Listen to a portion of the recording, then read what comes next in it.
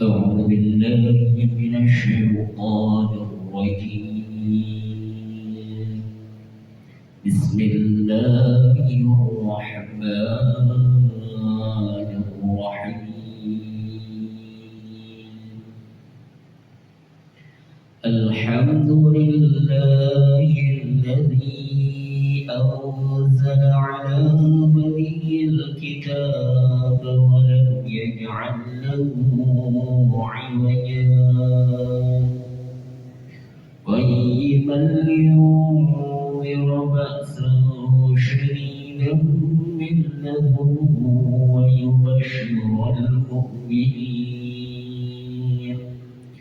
ويبشر المؤمنين الذين يعملون الصالحات أن لهم أجرا حسنا ماكثين فيه أبدا وينذر الذين قالوا اتخذ الله ولدا ما لهم به من علم ولا لآبائهم كبرت كلمة تخرج من أفواههم إن يقولون إلا كذبا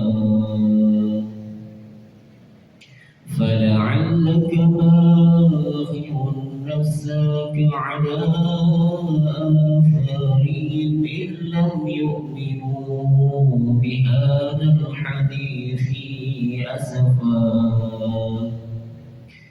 إنا جعلنا ما على الأرض زينة لها لنبلوهم أيهم أحسن عملا وإنا لجاعلون ما عليها صعيدا جرزا أم حسبت أن أصحاب الكهف والرقيم كانوا من آياتنا عجبا إذا والفتية إلى الكهف فقالوا ربنا آتنا من لدنك رحمة وهيئ لنا من أمرنا رشدا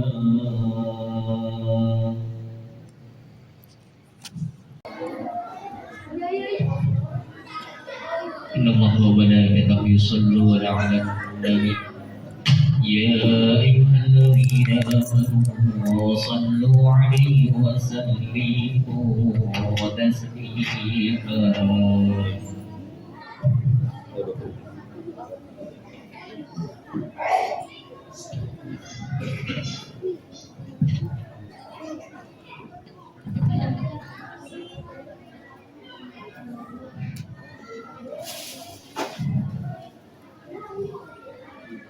Assalamualaikum warahmatullahi wabarakatuh.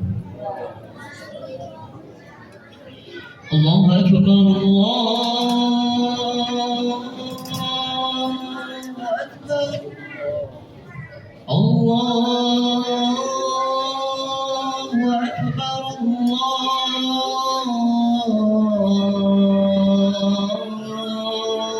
Akbar. أشهد أن لا إله إلا الله أشهد أن لا إله إلا الله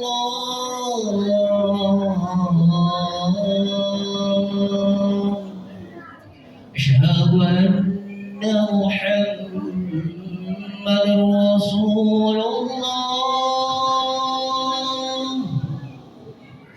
أشهد أن محمدا رسول الله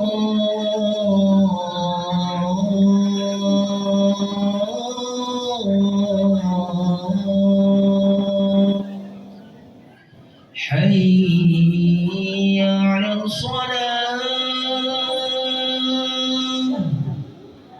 حي على الصلاة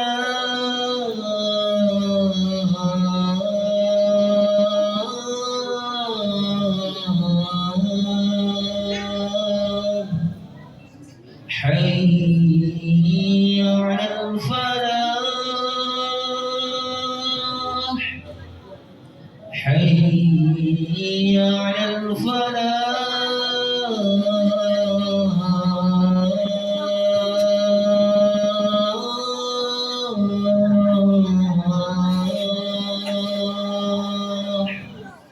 الله أكبر الله أكبر لا إله إلا الله.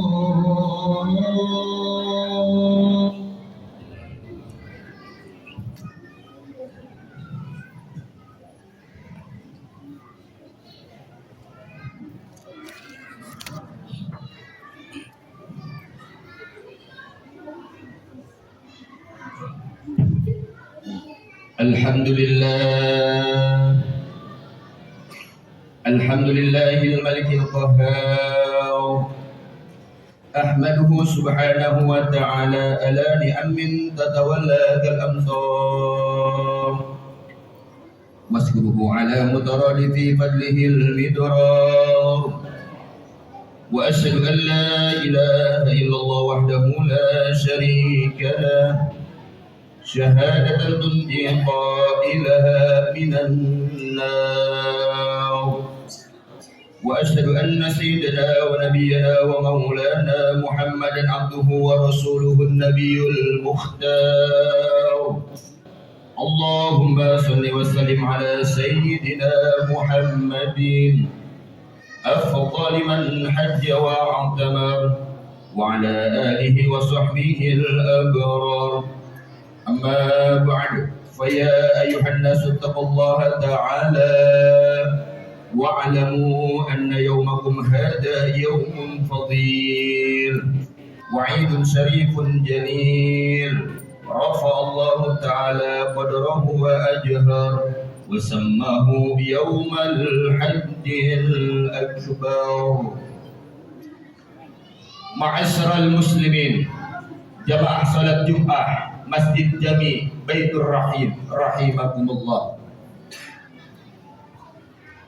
Marilah di hari dan waktu yang baik ini kita sama-sama tingkatkan keimanan dan ketakwaan kita kepada Allah dengan sebenar-benarnya, dengan menjalankan segala perintahnya dan menjauhi segala larangannya. Setiap orang hidup pasti selalu datang ujian, cobaan, dan fitnah silih berganti tiada henti. Serasa ujian satu belum juga usai, malah sudah datang lagi ujian yang baru. Jangankan kita hidup, mati pun ujian itu akan tetap datang. Bahkan ujian kematian jauh lebih berat dibandingkan dengan ujian kehidupan. Baginda Nabi besar Muhammad sallallahu alaihi wasallam pernah bersabda di dalam hadisnya yang artinya, sesungguhnya pahala besar karena balasan untuk ujian yang berat. Sungguh, jika Allah mencintai suatu kaum, maka Ia akan menimpahkan ujian yang berat untuk mereka. Barang siapa yang ridha, maka ia akan meraih ridha Allah.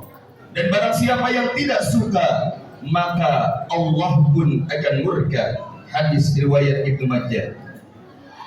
Lalu pertanyaannya, siapakah orang yang paling berat ujiannya? Yang pertama adalah para nabi dan rasul.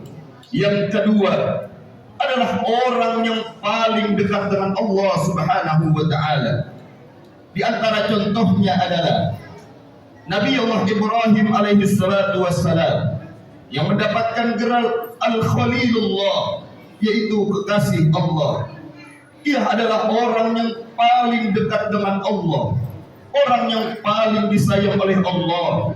Ujian datang silih berganti tiada henti. Ujian itu datang dari seorang ayah yang tidak menyembah Allah atau menyekutukan Allah. Lalu Nabi Allah Ibrahim berkata kepada ayahnya, "Wahai ayahku, mengapa engkau jadikan berhala sebagai Tuhan?"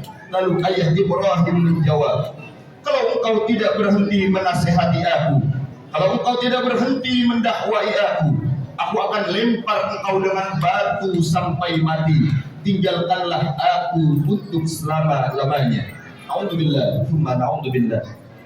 Tidak ada ujian yang paling berat selain berhadapan dengan ayah kandung yang musyrik, yang mempersekutukan Allah. Lalu Nabi Allah Ibrahim berkata kepada ayahnya, "Semoga keselamatan bagimu. Aku akan memohonkan ampunan bagimu kepada Tuhanku. Sesungguhnya Ia Maha baik kepadaku." Quran Surah Maryam ayat 47. Maha benar Allah dengan segala firman-Nya.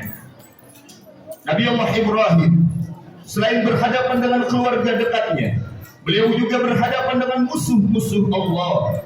Ketika ia berdebat dengan otak akal pikiran, lalu Nabi Allah Ibrahim pun menang. Dan biasanya orang kalau sudah kalah dalam berdebat, maka ia akan main otot, ia akan main kekuasaan, ia akan main jabatan. Lalu mereka kumpulkan kayu-kayu dan batu-batu yang diperintahkan oleh penguasa pada masa itu.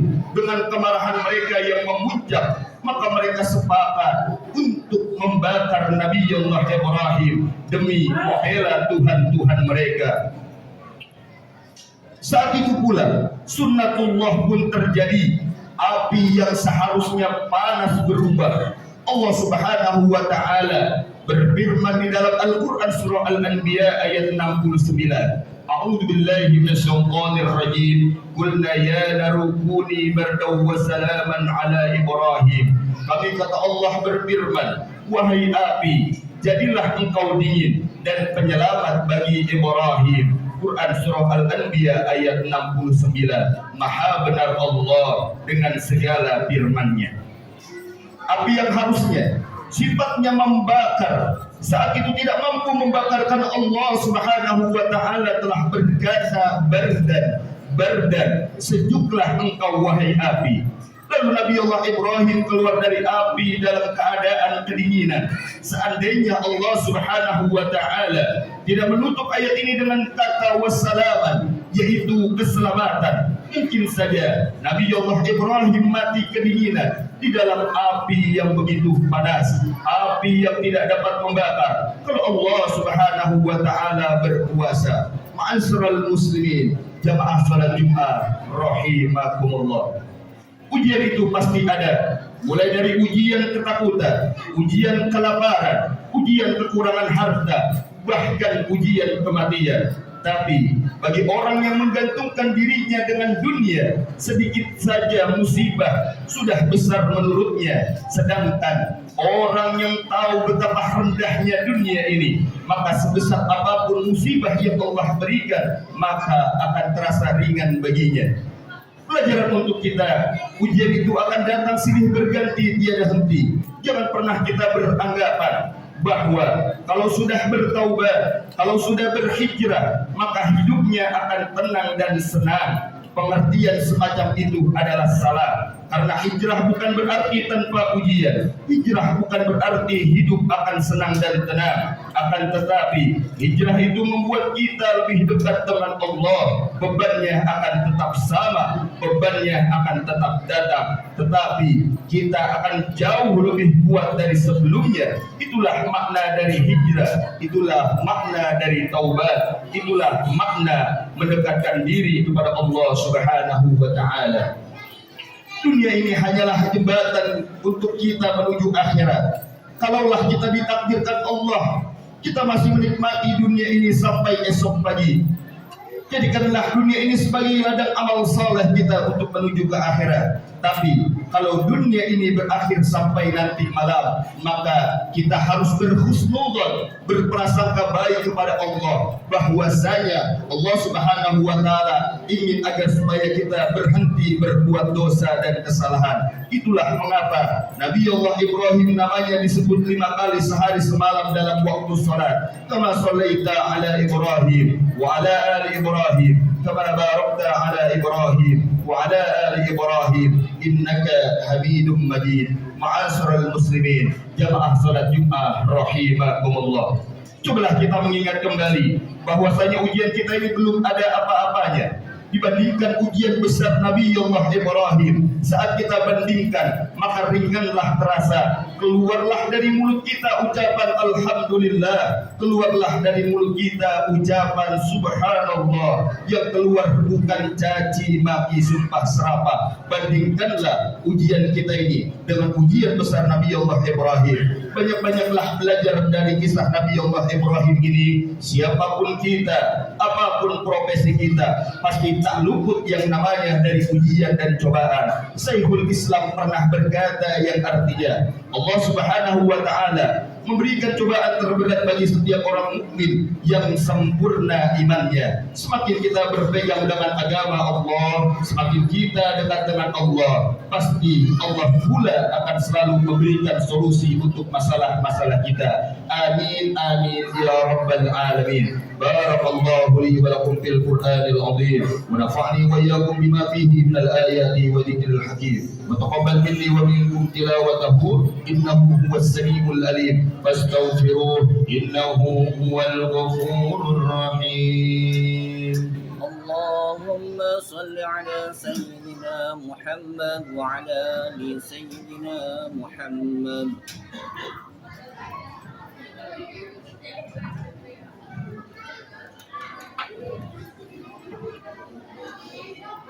الحمد لله الحمد لله الذي جعل تقوى لباس الصالحين. أحمده سبحانه وتعالى حمدا عبد معترف بصدق اليقين، وأشهد أن لا إله إلا الله وحده لا شريك له الملك الحق المبين، وأشهد أن سيدنا ونبينا ومولانا محمدا عبده ورسوله سيد الأولين والآخرين. اللهم صل وسلم على سيدنا محمد وعلى آله وصحبه أجمعين. أما بعد فيا أيها الناس اتقوا الله حق تقاته ولا تموتن إلا وأنتم مسلمون، ولكن الصلاة على خير خلقه عليه الصلاة والسلام. فقد أمركم الله بذلك إرشادا وتعليما وإجلالا لقدره نبيه وتعظيما. فقد قال الله تعالى إن الله وملائكته يصلون على النبي يا أيها الذين آمنوا صلوا عليه وسلموا تسليما. اللهم صل وسلم على سيدنا محمد النبي الأول وعلى آله وصحبه ومواله، وارض اللهم عن أصحابه أبي بكر وعمر وعثمان وعلي وسائر الأصحاب النبي أجمعين، وعن التابعين ومن تبعهم بإحسان إلى يوم الدين، وعلينا معهم وفيهم برحمتك يا أرحم الراحمين. اللهم اغفر للمسلمين والمسلمات والمؤمنين والمؤمنات الأحياء منهم والأموات إنك سميع قريب مجيب الدعوات ويا قاضي الحاجات وغافر الذنوب والخاطئات. اللهم انصر الإسلام والمسلمين والإخوان والمجاهدين في فلسطين وفي بلدان المسلمين آمة. ربنا آتنا في الدنيا حسنة وفي الآخرة حسنة وقنا عذاب النار. عباد الله إن الله يأمركم بالعدل والإحسان وإيتاء ذي القربى وينهى عن الفحشاء والمنكر والبغي يعظكم لعلكم تذكرون.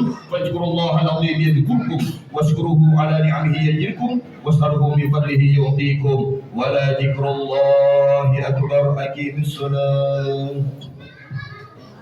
الله أكبر الله أكبر. أشهد أن لا إله إلا الله أشهد أن محمدا رسول الله. حي على الصلاة حي على الفلاح قامت الصلاة وقامت الصلاة الله أكبر الله أكبر لا إله إلا الله. So